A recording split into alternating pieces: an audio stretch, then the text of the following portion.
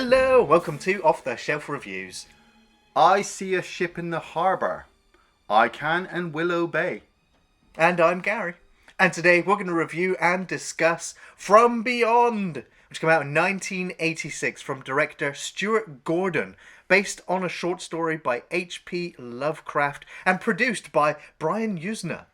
Ian, why don't you give us the synopsis? Well, the story follows Jeffrey Combs' character, Dr. Crawford Tillinghast. Dr. Crawford has been thrown away into a mental asylum after his doctor friend, Dr. Edward Pretorius, was found missing his head. The two scientists have constructed a resonator, which, once activated, allows you to see weird things from beyond.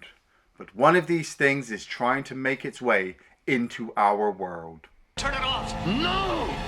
No! No, I want to see more. More than any man has ever seen. No, I'm a big fan of this director. Yeah. After Reanimator, which came out just the year before this one. He was like, you know what, I've worked with this cast and I've worked with these producers. Yeah. I think we should go on and just keep making H.P. Lovecraft adaptations. And I think Stuart Gordon's got the most H.P. Lovecraft film credits to any other director. Not successful, but he's got the most. Well, I think Reanimator and From Beyond are probably the two most successful H.P. Lovecraft adaptations. Yeah, I was going to say, they're adaptations. He would go on to do Dagon. Yeah, he also did Castle Freak, I believe. Yeah. He did a load of them, but I haven't seen them all. But it's like he took bits from the stories and thought, hey, how can I make this into a movie? Well, you got to remember that the story for From Beyond is actually only 7 to 10 pages long. Yeah, that's it. You have to fully extend it. So you basically, that story, I call it a short story because you can read it in 10 minutes. Yeah. It's they literally took the concept of this scientist who's working on a resonator that lets you see the unknown, and then the scientist dies, the police arrest him, and that's the end of the story. Whereas Stuart Gordon's just like, let's take that concept and flesh it out and play with it and add his horror stylings to it. And put it in the 80s and make none of the script make any sense and all over the top. Yeah, that's... Well, it's a film that they really wanted to make, and they wanted to make it in America, but they were like, we need such a budget for our special effects. Yeah. They were not going to be able to film this in America, so they actually took the production over to Italy. Oh, nice. And they filmed the whole thing for like $2.5 million. And they're like, if we'd done that in the States, it would have cost us over $15 million. Definitely. Yeah. So, they did a really good job with the production team that they had. I think it was Empire Pictures, who's made quite a collection of films in the horror genre. Yeah. I've kind of been tormented by this poster throughout my fucking life. I remember seeing in the video shop the poster of the guy and his face is kind of pulling down to the side. It's Pretorius. And this is From Beyond. And I didn't realize until I got older that it does say in very, very small print, H.P. Lovecraft's From Beyond. And I remember seeing the poster in the video store and being a kid growing up in the 80s and the early 90s, you see this horror movie, you're like, I need to watch that. And either it wasn't in the shop or I was too young to get it, that I just never saw it.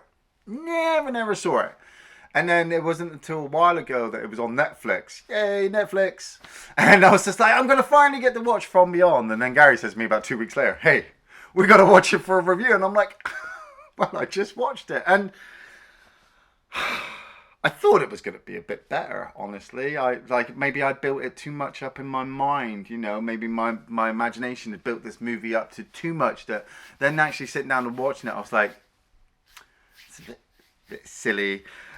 Jeffrey Combs, great actor. Obviously, he's the main guy from Reanimator. I've seen Reanimator 1 and I've seen Reanimator 4. Okay. The first one, really good and works brilliantly for its time, the whole head on the table, and it's just silly. It's just to get the silliness though, where it's like, I'm just going to keep bringing people back. People keep dying in front of me, so if I keep bringing them back, it's all good. I'm like, stop! Just stop! Fucking... I haven't seen 2 or 3, but number 4, I think, set in the prison. Okay. Yes. Yeah, so they should not have reanimated that one, that's for sure. No. But the first time I ever saw this actor was in The Frighteners. Yes. He was the FBI agent in that, and he stood out for me in The Frighteners as just this eccentric, over-the-top FBI agent who's been tormented by everybody. Yeah, I mean, this guy's been in so much. He's also, one of the best Star Trek villains as well. Yeah. Had a long-running role in Deep Space Nine. I was going to say, he's the guy with the ears working with Wayne, the fucking, Wayne. the Dominion. You're right. I was just like, I remember seeing him. Like, you're evil, get away from me. But obviously researching into the film as well, the director, Stuart Gordon, he said, hey, I like these people. This girl works as well, Barbara Crampton. She was the female love interest from Reanimator. Right. I'm going to get her back in. Well, he also said that he wants to work with the same cast because he knows if he's about to do a H.P. Lovecraft adaptation, his cast already knows the kind of shit they're going to be getting into. Yeah. Because they've already worked with him before. Yeah. So they're like, okay, we're going to get covered in slime. We're going to take our clothes off. It's going to be weird kind of prosthetics. It's like, well, okay. But the film just kind of starts off weird because you've got Crawford just working on this machine.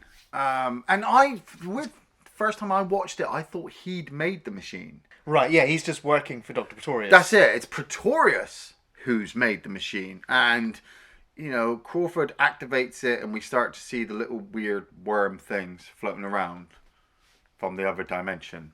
But as soon as you move, it draws their attention and they're flesh eaters and they want to eat the flesh, so they attack him. And he's just like, hey, no, we can't have this.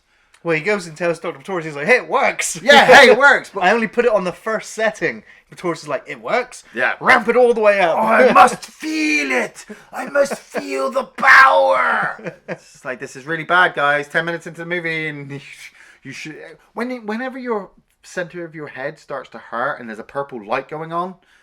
Yeah, get out of there. Just stop. Just stop. Well, this attracts the attention of the old lady next door. God. Who's just like, there's noises going on over there. She calls the police, doesn't she? She's like, there's noises going over there. And the police are like, well, if there's a distress, then we'll send a cop car out. She's like, what? I am distressed. Yeah. Like you said you would send the cop car out. I must have called you like 5 or 6 times, but... But her dog, Bunny, goes for a run. And runs all the way into Dr. Pretorius' house. Of course, she follows. See, this is why you need to watch this film in like big, massive spaces, so you can forget the silly bits. Like I said, this part, I'm like, oh wow, it's gonna get exciting. I do like this film, and then I have to watch this dog run into this house, and this lady follow it in. It's really funny, you get the whole Shining moment as the axe comes through the door. Well, why was he axing the door? Because I don't know, the house wasn't going to let him leave. The resonator was still on. You want to destroy the resonator? Like, that's your whole plan for the next hour? He panicked, his sanity reached a certain level. He was out of there. That is true, because Bunny has found the body of Pretorius, and he has his head's missing, basically. Mm-hmm. And then they lock him up. And they're like, an undisclosed amount of time goes by where Combs is like, he's locked up. And he's given his story to the police, and the police are like, "Okay, well, oh yeah, we're gonna have to investigate this crime, but we're not entirely sure how to investigate it because we can't find the guy's head." So, but we're still accusing him of the murder. Yeah, because he was there. So Dr. Catherine McMichaels turns up, and she's like, "I've got this really strange idea. Why don't I take him back to the house where the machine is still there, crime scene." And we'll activate the machine and see what happens, because evidence. Yeah, and the detective's like, look, that's actually a good idea. Why not? And you've got the other side, the other doctor. She's like, no, we need to keep him for study. We need to keep him medicated and locked up. Yeah. You have the conflict of morals and how to look after, mentally ill patients. Wonder Girl, as she keeps calling her. Yeah. I know about you, Wonder Girl. And so the police are all right with this. And they're like, you know what? We'll send our best man to make sure to oversee this operation. Yeah. And we get introduced to Ken Foree. Bubba Brownlee. Yeah. My God. I'm Sergeant Buford Brownlee, but my teammates call me Bubba. I like Ken Foree. He's great. He's the he's best. fantastic in whatever he's in. He's the best thing about this whole film, I feel. But It's not saying a lot. But they head back after they've attempted to do CAT scans on Crawford, and obviously he hates machines. And... Where the scan proves that his gland had Oh swollen. yeah, his pineal gland. Yeah. You know, it's swollen, and okay, so the resonator gives off a vibration which stimulates the your gland, pineal gland, which allows you to see the other dimension, but it also allows the other dimension to see you. yes, and it will also your pineal gland will just get bigger, and it's a really, really bad idea, basically, because they get there and it's just like, oh, I love the fact they walk into the house. Ken Foree falls down, which is great. just great. He just falls down, and Crawford just disappears. Dr. McMichaels is like, Crawford, where's the? And he's gone. And he's run all the way upstairs to the experiment room. But we don't know that because like they go off first to check the fuses. Yeah. Ken Foree and McMichaels, and then they wander up the stairs and they find the sex room. Right. I was going to say she wanders into his sex dungeon. Yeah, it's like we've got this sex dungeon here, you know, and Crawford's just like, yes, he used to bring all the women back here, and I used to listen to them. I'm like, fucking hell, like, get another job or something, mate. You know? And then she goes upstairs, sees the machine, and Crawford runs out. I'm going to attack her with the axe, and gets tackled by Ken Foree. We must destroy it. And she's like, no, let's turn it on. Let's turn it on, see what it does. And they do. Yeah, cue the pink neon lights. Yeah, you know, strange creatures. You know it's H.P. Lovecraft when weird lights start showing up in the background. Yeah. Right? And Pretorius turns up. He's looking. I mean, you can tell that he's off, but at least he's still looking humanoid at the moment. The guy is nude. Yeah. Covered in a pink light, and only appeared because this resonator thing turned on. And he explains that he's crossed over into their dimension now, and that it's the best thing ever, and they should do the same. It's just the body, but my mind is indivisible. Bodies change. I know I'm not really the sharpest tool in the box. And I know I probably will not really accomplish many things in my life, which is fine because I'm not really energetic. But in all honesty, when somebody invites me to another dimension that stimulates all of my senses and will just make me feel... And you don't have to open a puzzle box? Fuck that shit. I don't want to open a puzzle box. I don't want to go for a wormhole. I don't want to open a transistor resonator fucking thing. Like it was like the way Crawford explains it. It's like 5 senses was not enough for Pretorius. I'm like, I'm good with 5. Hell, some days I don't even use 3. You know, I don't even need to know anymore because it really messes with your body, and I really don't want to go.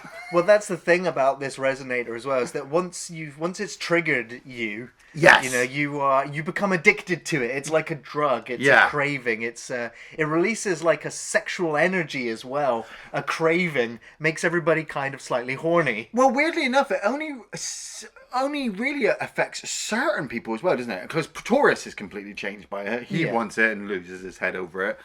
McMichaels, she's attracted to Crawford. Crawford's already attracted to her in a, you know, she's really beautiful in a scientific type of way. It's Barbara Crampton in the 80s. She is. Understandable. Yeah, yeah.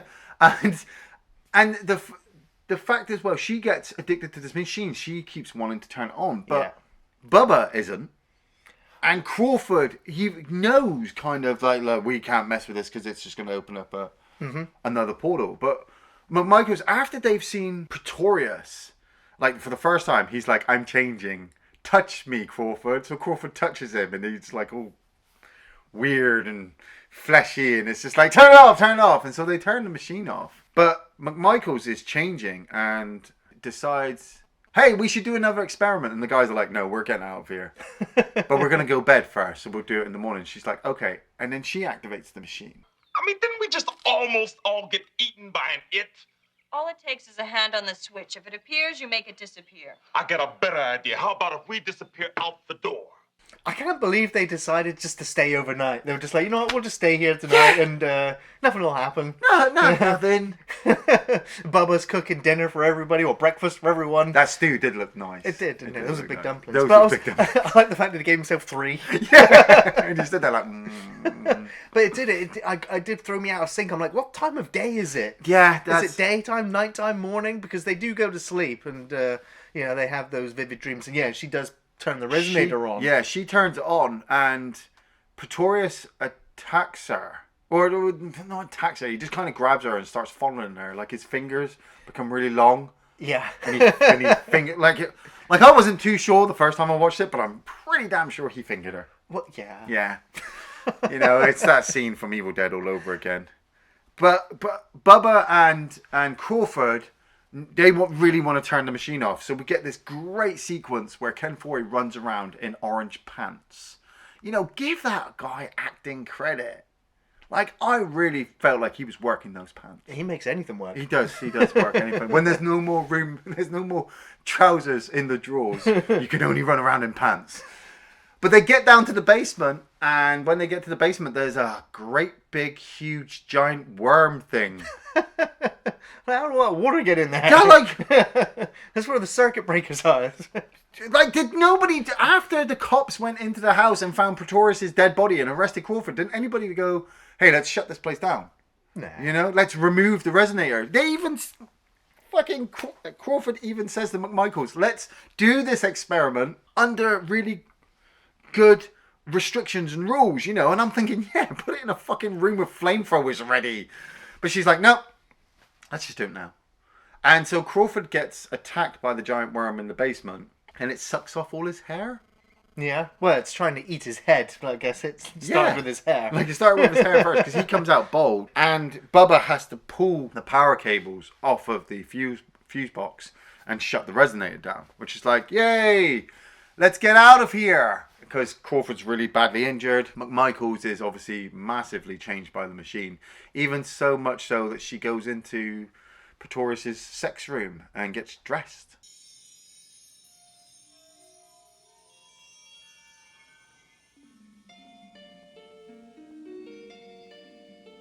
I don't even know what more to say about this sequence, really. She looks hot.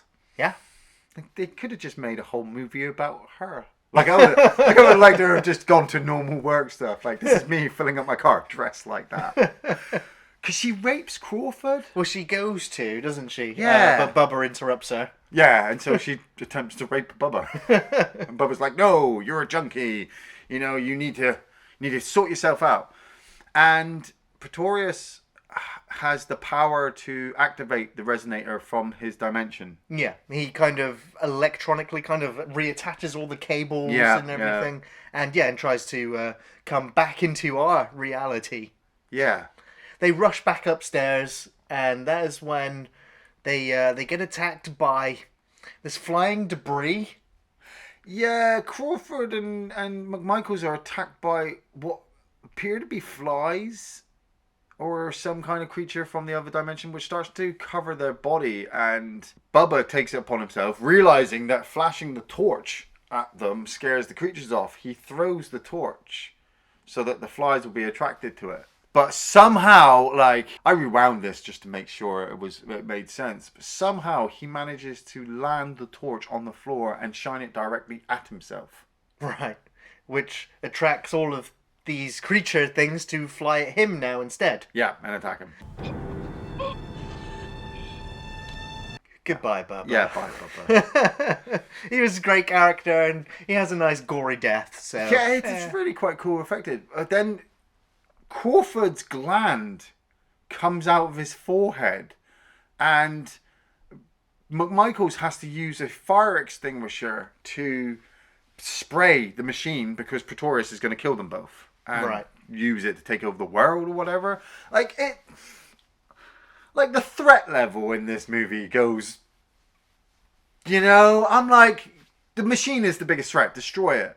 I'll be happy if you destroy it and Pretorius rebuilds it again. I'll be happy with that. No, she sprays it with a fire extinguisher, which even doesn't really do the electrical damage that it should do. There should be a fire or something. But she takes Crawford back to the hospital, and everybody is just like, shame on you, McMichaels. Look at the way you're dressed. You're a whore. Look at what's happened to Crawford. And even though our buddy Bubber has died in a really, really bad death, like, the cops are not worried about it. Not really. No, they didn't even handcuff her or, send any extra units to the building or anything. But McMichaels knows that they need to destroy the machine. And Crawford has a weird thing now for people's brains. Yeah, he's no longer really human anymore, especially with his gland kind of sticking out of his head, looking... I mean, it's disgusting. It's comical and it's disgusting. What does it do? It's like a third eye, isn't it? It's the eye into the other dimension, but it also gives you that kind of really psychedelic visual. Yeah, it doesn't really do anything. I'm like, it just makes you partially blind. Yeah. Because I was like, I'm pretty sure normal vision's better than whatever this lighting effect is.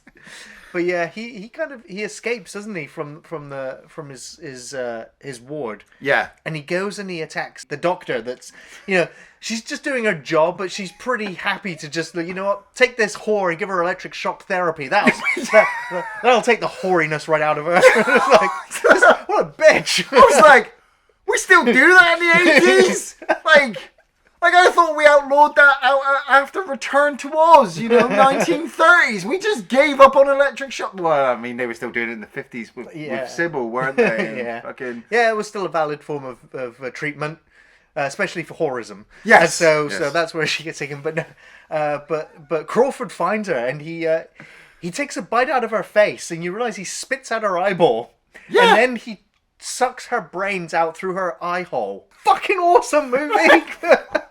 Why? What?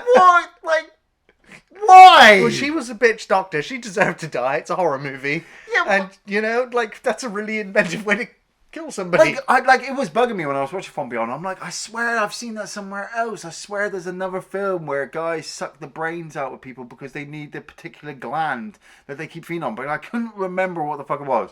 It's certainly not From Beyond, because he sucks out the eye, sucks out the brain, and then... Relic? Oh, yeah. That's better. But then after Crawford's done with the doctor, he makes his way outside and there's an ambulance. And, he kills the ambulance crew. Same thing. But doesn't kill the tramp. No. Yeah, tramp's fine. Well, it's a weird thing, because he kills the male ambulance driver, and then when the female sees it, he attacks her, bashes her head off the floor, and then realizes he's not hungry anymore, and the thing goes back into his head, and he's like, oh, I've done something bad. Now I need to get back to the resonator. Yeah, because McMichaels has jumped into her truck, and she's driven off for it, and it's like, okay, we're in the final stretch now. Crawford wants the resonator to stay active, and she wants to destroy it. Yeah. But when they get there, instead of just taking an axe to the machine, McMichaels has created a bomb. What? Like, did she do that as she was driving? Oh, yeah, while she was driving. Well, yeah, just like feet on the pedals, just like red wire, nail wire, but C4. Where did she get all that stuff from? Did they just have it in the office? Like in the desk drawer for in case of emergencies? Yeah, like spare set of keys, mobile phone, homemade improvised explosive device, just in case I have to destroy a resonator that can't be destroyed by any other fucking means. And she puts the bomb on there. She even has a timer. Why put on the timer? But she's attacked by Crawford, and Crawford wants to lock her up in the sex room because he loves her and needs her to kind of be with him in the next world. But obviously the resonator is activated, and Pretorius is wandering around the house in his body. If you could call it that. He's looking incredibly alien now. You know, he looks like he's made of clay, like with his stretchy limbs. I don't know what looks worse, like the close-up of his face on those close-up moments, or the long big shots that include the body that show that his face is completely not real. I said, the movie played me that I remember when I was a kid thinking, wow, that looked great. And then the first time watching it only a few weeks ago, like, oh my god, that special effect must have been great. And now I'm like, man, seriously? The special effects in this movie are top notch. I think it's because the rest of the film wasn't keeping up the pace. For me, the star of this movie is the special effects. Like, they brought in 4 special effects teams Fucking hell. to work on this movie, all on different aspects of it. Although there's one man who did the majority of the special effects work, and that was John Carl Buechler, who unfortunately just passed away last year. Oh shit! But he was the guy who directed Friday the 13th Part 7, The New Blood. He was That's also the psychic one. He was also the one who created the pizza of faces in Nightmare on Elm Street Part 5. That's not bad. I like that. I like that. You know, he worked on so many different effects, and I think that the effects in this film still hold up. Yeah, they're not as good as, say, Rob Bottin's kind of stuff, but it's really effective. It's really discussing, like, the transformation sequences, the limbs extending, the flesh creatures. The only effects that really don't hold up are the optical ones. Yeah, those with the ones. fish creatures swimming around. Yeah. You know, and there's a couple of shots towards the end as well where it's flying right at the camera, and you're like, that's horrific. That's really bad. not very effective anymore. But the creative on-camera stuff, I think, is wow. See, the stuff with Pretorius, I do like, but like I said, it's the film around it that just didn't make him scary or threatening to me. Maybe it's my age or whatever. A lot of contributing factors that just made me sit there towards the end like, let's just get this over and done with. Ken Foree's already dead, and I don't care about any of the rest of you anymore, you know? Like, I want to see something weird happen.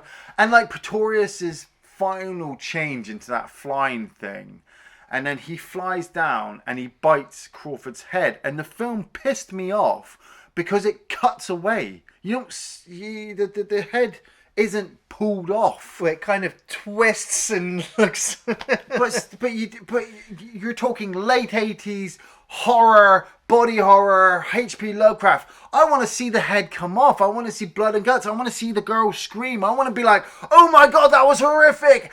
And it's not.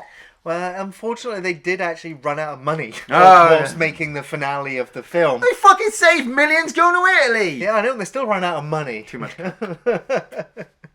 I don't know. I thought the effect was good enough. Yeah, it could have been gory. It could have been bloodier. What was better was the bit at the end, I found, was them... The flesh monster where... That was better. You see, first it looks like teeth break out of his face, but then you realise it's fingers poking out. Yeah. And then you realise that Crawford is trying to climb out of Pretorius. Yes. But then Pretorius kind of takes control again, and then you just see, like, this weird amalgamation of limbs just kind of breaking out, and then you see all the skin fall off the face. Yeah. And you see the skull and biting at another bit of flesh. That was... Like, that's disgusting and creative, and... That was great, and it really made my mind go, oh, like, why is that? How is that? What's he doing? Is biting off people's heads from a creature from another universe make them part of the universe? And because he died and got pulled into that universe, and he's trying to bring himself reborn into this one. Because he was bit by Pretorius, is he pulling himself back? Like, because he doesn't survive. Like, he totally does not survive. Well, the fact that he's got his hair again, I'm just like, maybe there is a chance that it is Crawford again before assimilation. Yeah. But you know, the doctor, she's just like, look, there's a bomb. Like, it's gonna blow up. We've got to get out of here. But then she gets tied up, doesn't she? Yeah. And so she starts waving her arms so that the fish creatures move to her arms, so they bite off the restraints. Yeah. And then she's like, but the bomb, but I can't move. And so she very slowly takes the matches out of her pocket, lights the matches and throws them, and the fish creatures fly to them, which gives her enough time to throw herself out the window the moment of the explosion. Yeah. And that's a pretty cool explosion as well. Fucking big. Yeah. Should have just done that at the beginning. It's a shame she didn't quite make the landing. No. Because that knee injury looked fucking horrible. Her entire kneecap is just burst out of her leg. Yeah, it's like out on the floor. I'm like... Yeah. She's going to need a medical emergency. I like that. And then Bunny and his owner come up and like, are you okay? And she's like, it bit off his head. Just like the beginning. Yeah, she gone now. And she's like, It's probably for the best. The sheer pain she must be in. Like anything to do with H.P. Lovecraft just sends you over the edge. Yeah. You usually end up in a padded cell.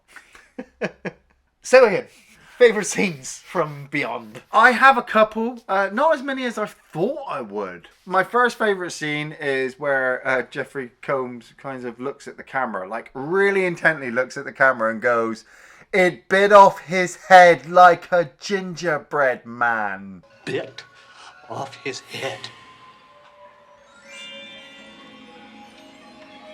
Like a gingerbread man. Whoa. Like, he's really serious to delivering that line. Right. Thought that was great. Ken Foree falling down. Tripping over the cables. It was great. It's just like, hey, look at me, I'm Ken Foree. Whoa, whoa. Bumbling idiot. I'm going to kiss you from Pretorius. He just looked fully jelly-like and gross, and bits just, it's purple, pink light, and it's just not really good. And Bubba's death. I thought Bubba was literally my favourite character throughout the whole film. Every time I watch the film, he always is. I love it when he wakes up and he puts on his old football sweater, you know, his t-shirt. It's just like, yeah. Yeah, and then his body, his skeletal body, and you got the head still there. Like, I just wanted somebody to look at him and be like, it's going to be okay. You're going to be fine. You're walking off. I was like 2 days away from retirement. So. Oh man, this whole film is memorable. This whole film is a favourite sequence. So much to enjoy. Right down to just the address, you know, 666 Benevolent Street. I'm just like, yeah, great. Benevolent Street. I love it when he first turns off the machine. He's like, that will be quite enough of that. It's like, yeah. You still got an hour and a half to go, mate. You know, Bubba, great character. His death sequence, the special effects on there. You know, granted, he just stood there and took it. You know, but you know, in the moment, you know, you don't know how you'd react. It's kind of fine. I like the bit where he's in the basement trying to pull out the wires in his pants. Right. Yeah. It's like, that's dedication to Fighting your a giant job. worm. Yeah.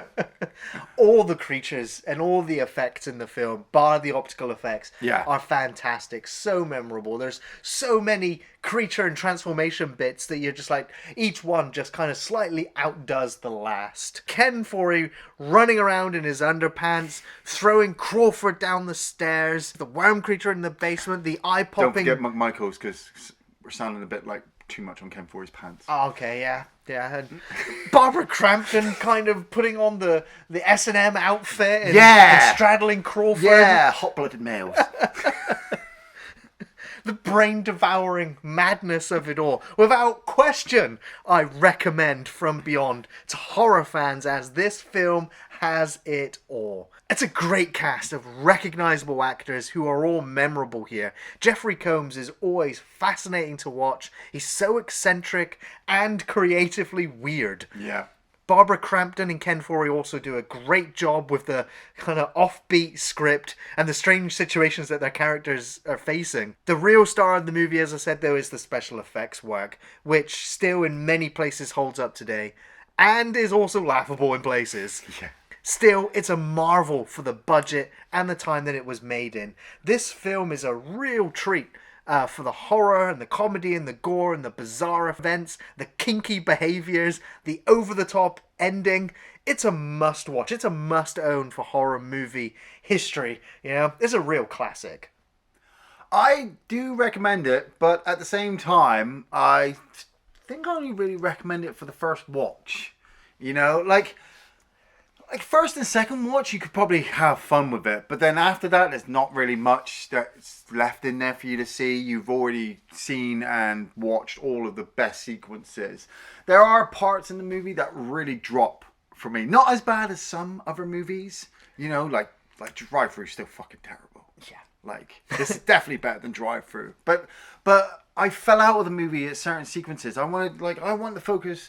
If they remake it, fuck it, remake it. You've already done Color Out of Space. Let's do From Beyond again. You know, keep the focus on the science, the resonator, the creatures, what Pretorius is going through. I don't want to see some little old lady come across from her house with her dog. You know, I do, because I like the comedy that this film presents with it as well. I think the comedy can be better adapted in the science with the scientists. You know, the way Bubba delivered it to us, that was really good. Even just him eating the stew, I was like, man, I really need that stew. But like then going to the hospital and why is he eating people's brains now? What does this thing do on his head? You know, it's good. It's just not as good as I hoped. No. Thanks for watching Off the Shelf Reviews.